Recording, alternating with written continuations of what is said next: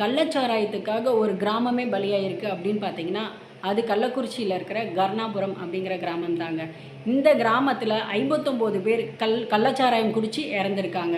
அது மட்டும் இல்லாமல் நிறைய பேர் இன்னுமே சிகிச்சையில் இருக்காங்க, கண் பார்வை இல்லாமலும் இருக்காங்க.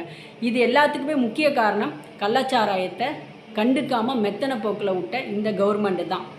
ஏன் இவ்வளோ தூரம் ஒரு தலைவர், அதாவது எதிர்க்கட்சி தலைவர் போராடிக்கிட்டு இருக்காரு மக்களுக்காக, என்னென்ன சிபிஐ விசாரணை வேணும் அப்படின்னு.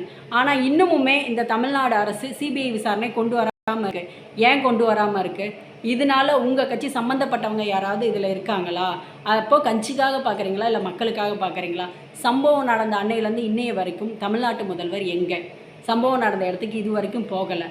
ஆனால் எதிர்க்கட்சி தலைவரோ சம்பவத்தை அன்னைக்கு ஸ்பாட்டுக்கு போய் மக்களை பார்த்துருக்காரு. அப்போ யார் மக்களுக்கான முதல்வர்? நீங்கள் மக்களுக்காக செயல்படுறீங்களா, இல்லை கட்சிக்காரங்களுக்காக செயல்படுறீங்களா? கொஞ்சம் யோசிச்சு பாருங்கள் மக்களே. நம்ம உயிரை காப்பாற்றுறது நம்ம கையில் தான் இருக்குது. கவர்மெண்ட் அதை தடை பண்ணுவாங்க, இதை தடை பண்ணுவாங்கன்னு எதிர்பார்க்க வேணாம்.